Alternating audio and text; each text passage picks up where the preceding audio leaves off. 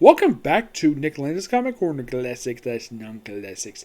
This is episode number 1695 and Doubleshot number 1589. Yep. Now, first trade, final one for this particular era, and of course the writer wrote this book. And the other one, the start of a very brief run.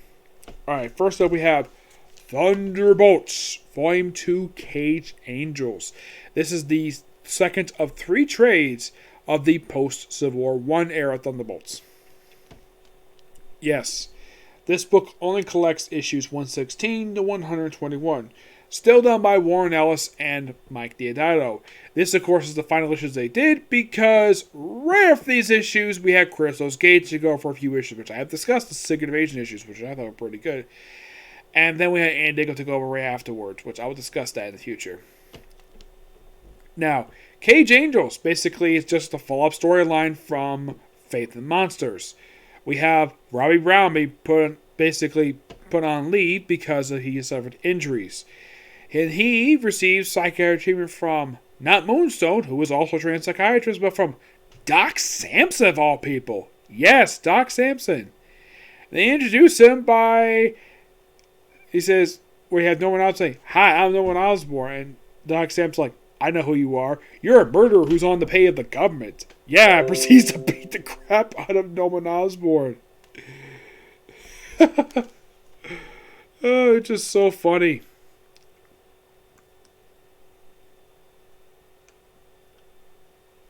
Yeah, so pretty much with these issues here.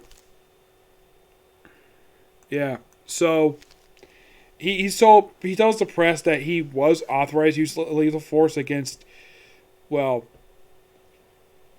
Steel Spider, and you mentioned stuff with Jack Flag. And, of course, Moonstone's injured, and Songbird was named the temporary leader of the team, despite the fact the team recognized as the actual leader of the team. And the Thunderbolts start falling apart in these issues. Yes. We have members trying to... You have Venom going freaking crazy, eating people. We have Norman Osborn, basically in his office, pulling in one of his drawers looking for his medication. He finds a Green Goblin mask. Yes, a Green Goblin mask. And he puts on his Green Goblin costume and proceeds to go on a killing spree. Yep. And apparently the only people not affected by this are the women. Like, Radioactive Man doesn't do much. Apparently Swordsman starts to, apparently he thinks his deal is finished, so... He proceeds to become himself Baron. Despite the fact, I believe as far as was during one of his time when he was dead. And then separately with sister in here. Which, okay, fine, whatever. And, yeah, it's mostly Thunderbolts basically beating the crap out of each other, these issues. Yeah. Odd story, but it's pretty dark. And we get more destruction in the very next story arc by Crystal's Gate. Yep. But surprisingly, no one-shot this one. Nope, no one-shots. Yeah, next the trailer came after this one did have a couple one-shots in here. But that was last Thunderbolts one-shots. Yep. Very interesting and dark story arc this one was. Yeah, and by the way, Norman Osborn himself, despite the fact killed a lot of people, he does not face consequences for it. But I'm going to give this book a 9 out of 10. Yep. My final... and of course... Robbie Brown basically just does briefly Doc Samson, but they eventually settles at the very end.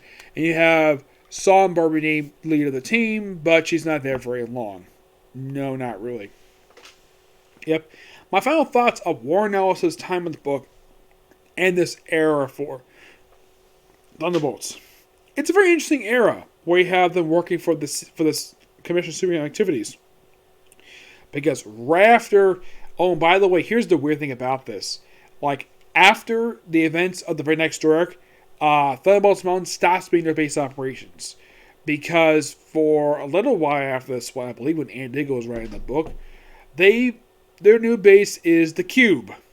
A prison that floats in the sky that was one point taken over by Marvel Boy during Civil War 1. And that becomes new base operations for a little while until the base switch over to the Raft after the events of Siege. Yes. Warren Ellis had a very interesting time in this book. I'm not really sure why he left for. It's kind of weird. I've never heard of the reason why he left. It's like, okay, you have him leave as in the book for only for 11 issues, and you briefly replace him with Christos Gage, who's a really good writer, for 4 issues. And he played. It's basically, this is the time where we had to keep switching writers until we got to Jeff Parker, who was the final writer of this run before it got relaunched under Daniel Way. Yes.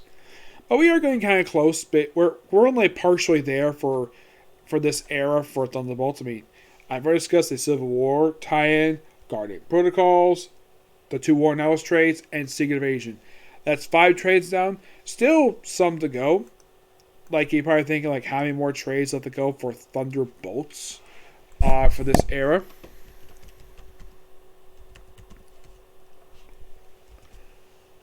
Let's see. As far as I can tell for Thunderbolts, well, there are at least 1, 2, 3, 4, 5, 6, 7, 8, 9, 10. There's roughly 11 more trades left to go to discuss for Thunderbolts. Yeah, there's pretty much in a way like 11 more trades for the first 100 issues. Like, for the stuff that's been coming out like post 100, yeah, like 11 trades left to go. But how many more trades overall left to go? Well, let's see, 11, 12, 13, 14, 15, 16. I'd say about 16 trades left to go for Thunderbolts overall. Yep.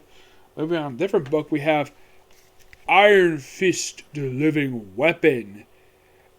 Volume 1, Rage. This collects the first 6 issues of this short-lived run for Iron Fist, written and drawn by Carrie Andrews. Yes, I remember when this book was coming out.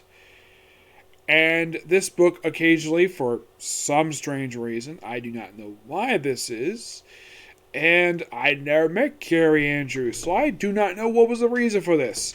There was a couple times throughout this run of Iron Fist where it would skip a month for reasons unexplained. And this book didn't last very long. It is by far one of the shortest Iron Fist runs to date, at only 12 issues. This collects the first 12.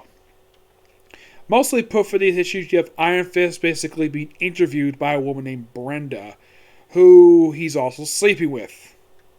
Yep, he is sleeping with her. And the artwork, now I don't mind the writing in here. Writing is actually pretty good. The artwork, I'm not really the biggest fan of Carrie Andrews' artwork. Like, it's a very grainy style. I mean, the covers look fantastic. That's the cover for the trade right there. Very bloody Iron Fist. But yeah, it has sort of a retro style. And you get the present day. And this is your artwork for present day. Like, okay, nice colors. Yeah, mostly put recapping the events of a flashback that was told back in the original Iron Fist run. Yeah, recapping that just in case people didn't know who Iron Fist was. Now, at the time this was released, this was the first time in a few years that Iron Fist had an ongoing series. Because this book was actually canceled after a couple years. His last book, yes. Now, of all Thunderbolts runs, Iron Fist, I'm not the biggest fan of this run. For some people, they rather forget this run exists, purely because of the artwork.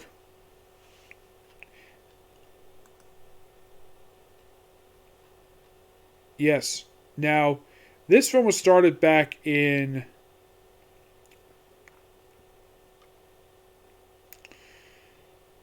let's see, have to take a look here. This run started back in 2014, lasted for a year before the book got canceled. And we have another book for a few years before we had the awesomeness that was Ed Bronson's run for Iron Fist. Yep. And by the way, out of all the Iron Fist books, solo-wise, this is the last book I have not covered yet for all the Thunderbolts book. And you're thinking, really? This is the last one? Yes, seriously. For Iron Fist solo book, this is officially the last one. Because I've covered the original Iron Fist run. I have covered the several volumes that came out in the 90s, thanks to Iron Fist from the Kunlun and Immortal Iron Fist, which is an excellent series. And I've covered the run that came after this run, and I've also covered Higher the Dragon, which was a really good miniseries. I know that there's also another come out really soon with a new Iron Fist. Yes, with these issues, these are definitely canon, despite what some people claim about this run. One person didn't like the run because he did not like the artwork. I think the artwork was okay at best. I'm just not a really big fan of it. Nothing against Carrie Andrews as a writer. I think the writing's actually pretty good here.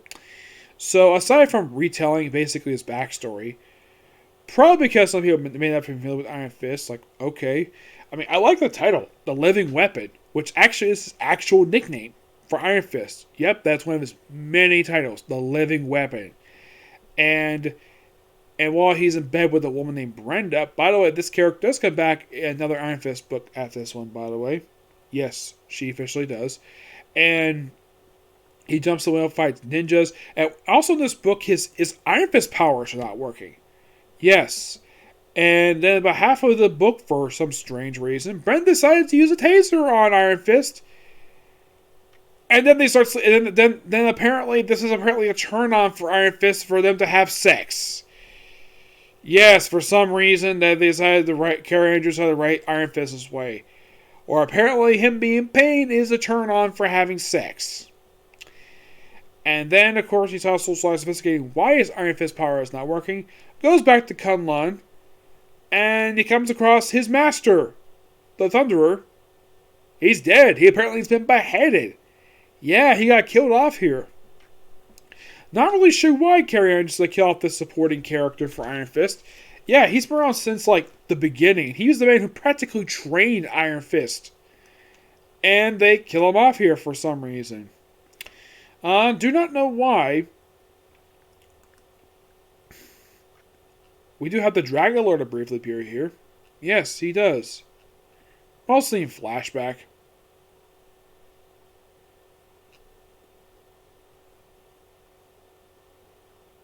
There's something here with the Steel Serpent, Davios. He briefly appears in the book. Howard Mitchum himself does appear in the book too, but mostly in flashback. Yep. For some reason, they decided for Iron Fist.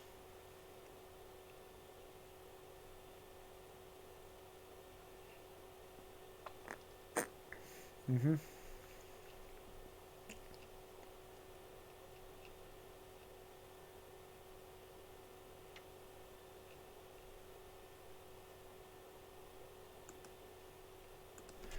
Yeah, let me take a look about this.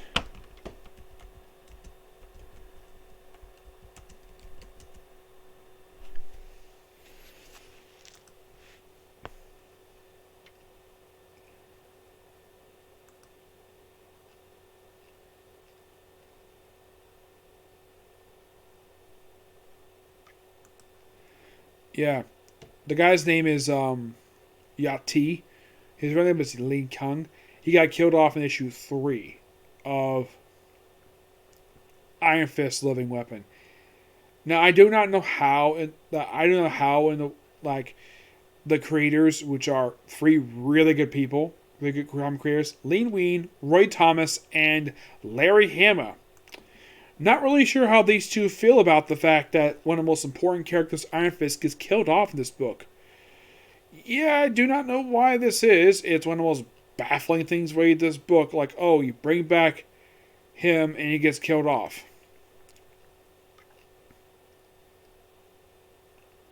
What was her name? Brenda Swanson, who actually appears in this book. Yeah, this book actually was her debut. Mm-hmm. And she's here for every single issue, except for issue 8. She misses one issue. I'll get to more on it. She also appears in Iron Fist Heart of the Dragon, which I have covered that. And I think I've covered more to Iron Fist. I believe so. Mm-hmm.